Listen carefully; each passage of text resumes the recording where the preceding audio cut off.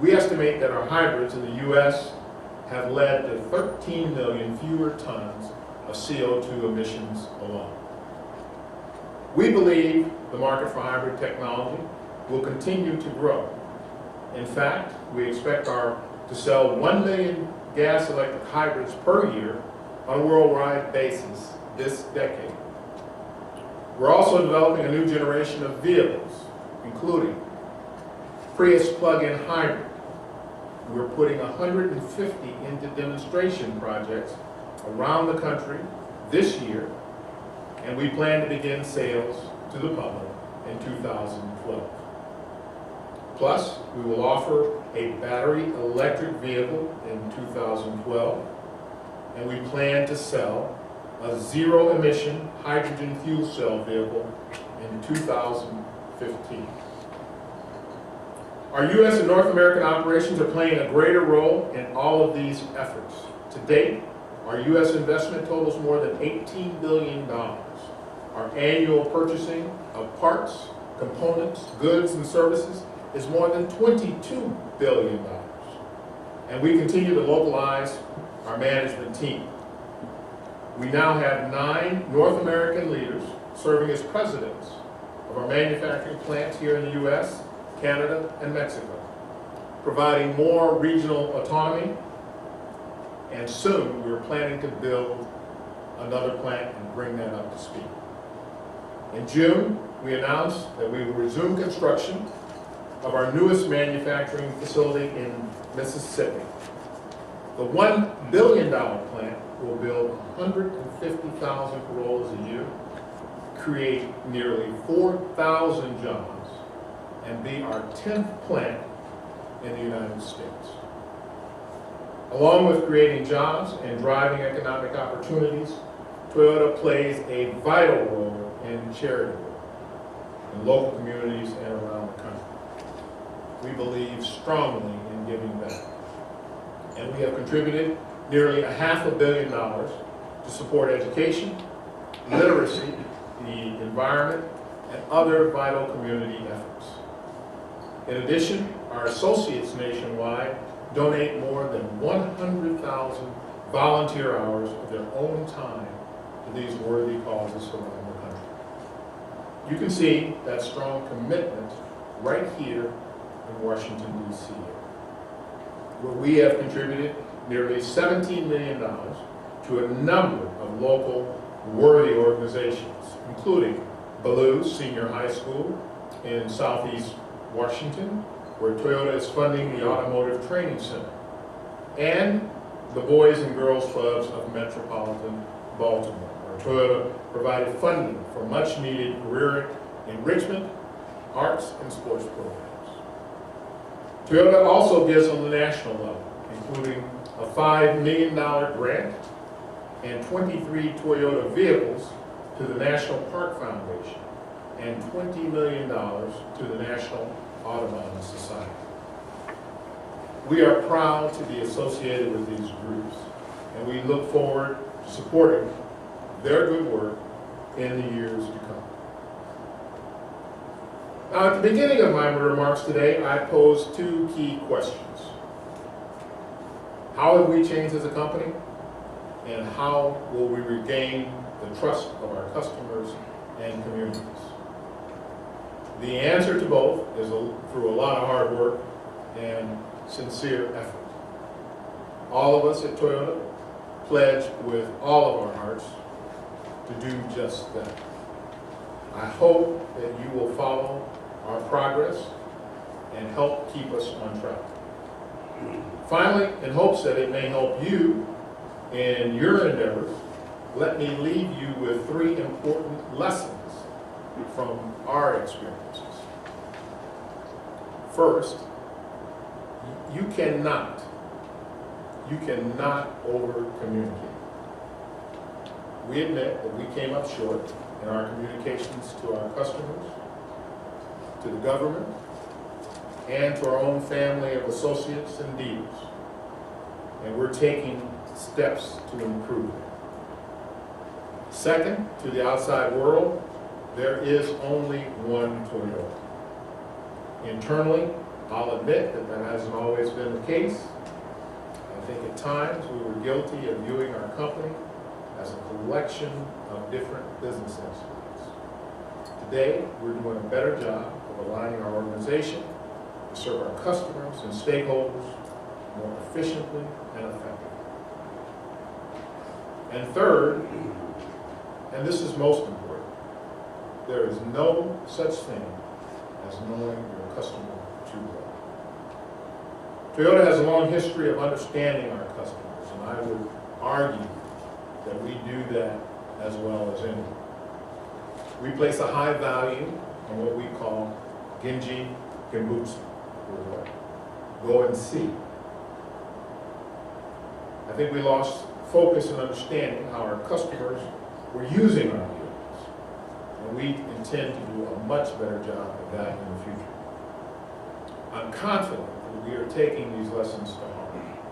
And despite all that's happened, we believe that there is a strong case to be made for Toyota. Our dealers are working overtime to finish off the recall repairs, and they are impressing their customers with their service.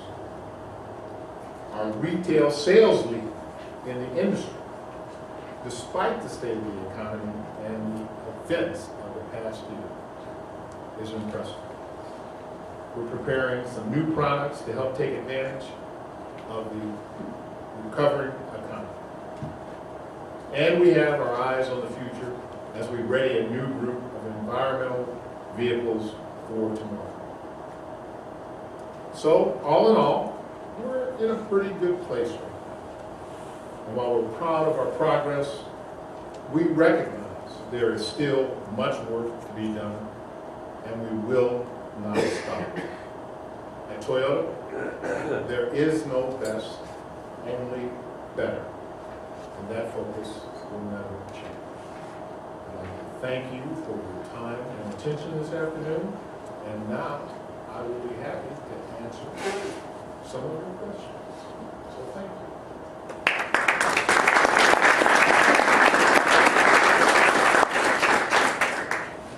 Yes, good afternoon. Hi, Jim. I'm Neil Rowland with Automotive News. Hello, Neil. Do you expect to be fined again by NHTSA for late reporting of safety defects? You know, Neil, I can't speak for this. We're going to do our best effort to improve, and we've been working to improve our communication with NHTSA. I can't speak to the fine, but we've been working to increase our transparency. If there's a fine forthcoming, we'll deal with it. Are you in any discussions with NHTSA related to the fine? We're working to increase our communications with NHTSA. If there's a fine forthcoming, we'll work with NHTSA as we did in the past. Okay, don't hesitate to over-communicate on that issue. I hear you, Neil. Thank you. Any other questions? Kind of off topic, but interested in your relationship with Tesla Motors. Some announcements. Drivin Cats National Sports Car Exam. Okay. There's been some announcements about the partnership, and it seems like with your hyper technology and theirs, there could be some great things in the future. Talked about the RAV4 recently. So can you talk a little bit about that and maybe some other new products that's open? Yeah. I got to tell you, we're excited about that partnership.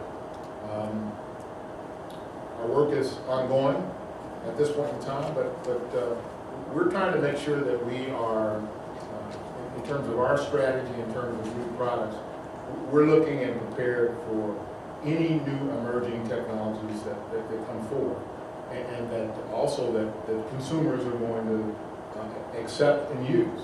So I think our partnership with Tesla is great. We'll wait to see what emerges from that partnership, but we are excited.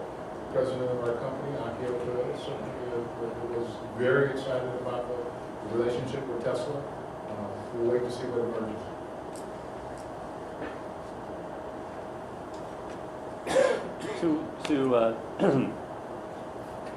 You talked a lot about where you're going forward.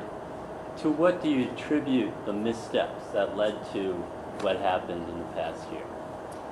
Can I ask you just be a little bit more specific, because I want to make sure. Well, some have said that, some quality issues or even communication with the customers was a byproduct of Toyota growing too fast. That may be one explanation. What do you say? Well, I think when you look at the way our company has grown, I mean, we have grown really from customer demand. We have done a tremendous job of building our business, and we've done that here in the U.S. by building a strong passenger car business. As we moved into other segments, our business really grew from our expansion into pickup trucks and SUVs. And if you look at the segment where we entered automobiles, and the segment developed, and the customer demand developed, I think the growth was a result of that. Did it happen too quickly? Yeah, tough for me to answer, did it happen too quickly? But I think we looked at it as a company of trying to service customer demand, not driving from Toyota's perspective, trying to drive that forward. Where do you stand now on all these lawsuits for related to set acceleration? Does that continue as these things come to court? Does that continue to hurt the reputation? Or what's your assessment of that? Well, I think it's hard to evaluate how the lawsuits will impact our reputation. But in terms of how we're handling those lawsuits, I mean, we've got to. Are you seeing any decline in them as more evidence shows it's not electronic? Well, I don't think we've noticed any particular decline. I think what we're doing is facing what's in front of us today, and we're continuing to handle those on a one-on-one basis and trying to work our way through those lawsuits. I think those lawsuits are going to be with us for a while, so we'll continue to try to manage that. I mean, we've got a great legal team that's, in my opinion, is doing a fantastic job considering what they've been faced with. I think we'll come out as the information comes out, as more and more of the facts come out. I think that will continue to support our case, and I think we're going to go. With regard, Jim, to the exponent study, possible electronics problem, Right. what kind of preliminary findings have they come up with, and when do you expect release of their findings? I have not seen the preliminary findings, and I don't have a date in terms of when we'll have the final report. We can work to try to get that for you if you want. I would be grateful. Okay. Both those questions. Okay. Sorry. No, go ahead. Yeah. A while back, Hyundai made a presentation to London at lunch, and we had an extensive slideshow. A couple of those slides presented some time series information, month by month, beginning in probably late 2009, going into 2010. And Hyundai was comparing itself against Toyota and against Honda in particular. And what these line graphs showed was a steep drop-off in Toyota beginning in March of this past year. Now, it wasn't real clear what exactly was being measured on the vertical axis, whether it was some sort of measure of reputation, of consumer confidence. It was a little bit vague, and I don't know exactly how they did it. But it did show a sharp decline, fall off for Toyota compared to Hyundai and Honda, and I'm wondering if you know what they were talking about, if you can comment on that in any way. What has been Toyota's experience in this regard? I think just a moment ago you said you hadn't seen any fall off in anything, which these figures would be, these charts would be contrary to that assessment.